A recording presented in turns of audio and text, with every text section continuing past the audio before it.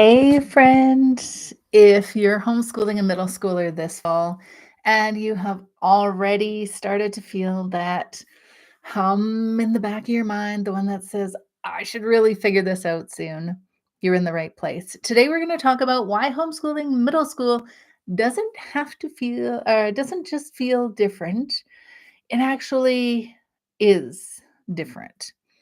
So if you're thinking, wow, I did all that elementary homeschooling and that was fabulous, and I really got into it, and now I'm a little bit nervous about what's coming up with middle school, or maybe they're just coming from public school and you're homeschooling middle school. Maybe you homeschooled middle school last year and this is the second year, and you're like, I do not want it to happen like it did last year. You're in the right spot. And summer is the best time to rethink your approach before you're knee deep in all of those routines that didn't work and that don't work.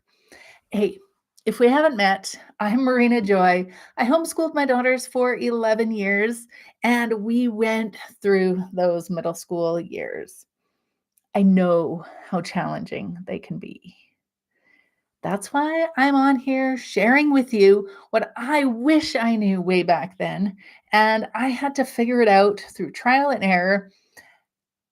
And now I'm sharing that so that you can homeschool middle school with less chaos and more confidence. All right, let's get right into it. So, what is actually changing? So, you go from elementary and now you're in middle school. It's not just a grade level. There's this whole developmental shift, not just for your child. Well, the developmental shift is for your child, but there's a huge shift for you. I know when my first daughter went into entered this middle school period, and I was like, what is even happening? All of a sudden, I thought I was an awful parent. And I thought, okay, I gotta figure this out. So I started bumbling my way through. Shortly thereafter, I had another daughter coming through the middle school, entering the middle school years. And I thought, oh, this is the phase. It took me a bit to, you know, sometimes it takes you a bit to catch on what's going on. As you're parenting, you're in the thick of it. You're not always thinking uh, you can't see things from the outside perspective. So that's why we're here today to give you a little bit of perspective.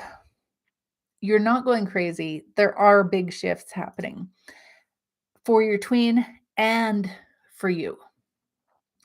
Now, for your tween, their whole brain is like their brain is being rewired. That part that helps them plan and focus and follow through all of those things you want them to do, that's still developing.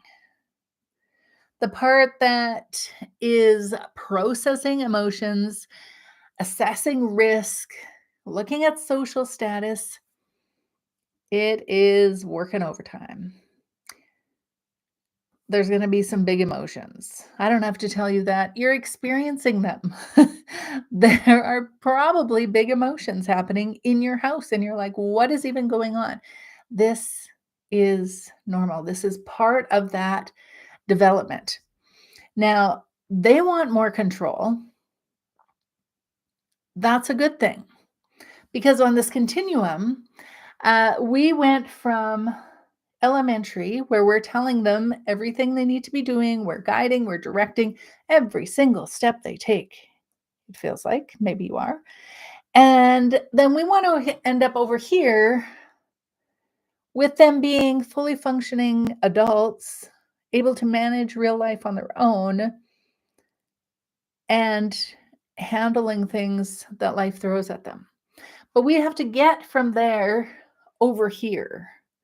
So when they want more control, that's a good thing because they're going to need that to be able to control themselves and manage themselves, be responsible for themselves, because that's over here.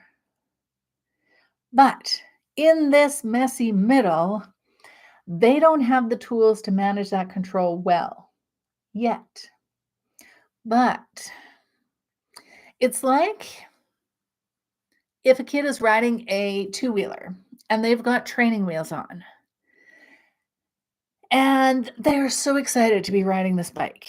I can ride a bike. I can ride a bike. This is so exciting. Look, mom, I'm riding my bike.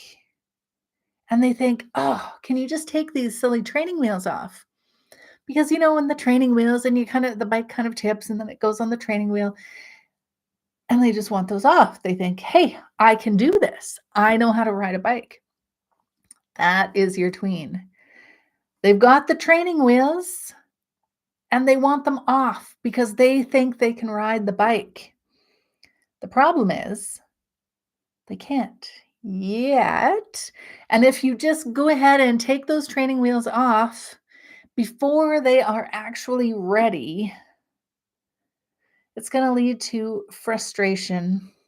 They're going to, end up on their face and feeling like, oh, I'm a failure. Mom, why didn't you, or why did this happen? Why did you let me fail like this? And then, of course, then they don't know how to handle those emotions. And so they come at you. So we don't want to back off too fast. We don't want to take those training wheels off too fast. We want to go from where we're managing and handling pretty much everything and incrementally add responsibility so that it's kind of like, we might take off one training wheel and see how they manage. And then over time, they'll be ready to have that other training wheel off. And then in their teen years, they're riding the bike and they're learning all sorts of things as they're riding the bike and ready to be an adult. But in these middle school years, we're dealing with the training wheels.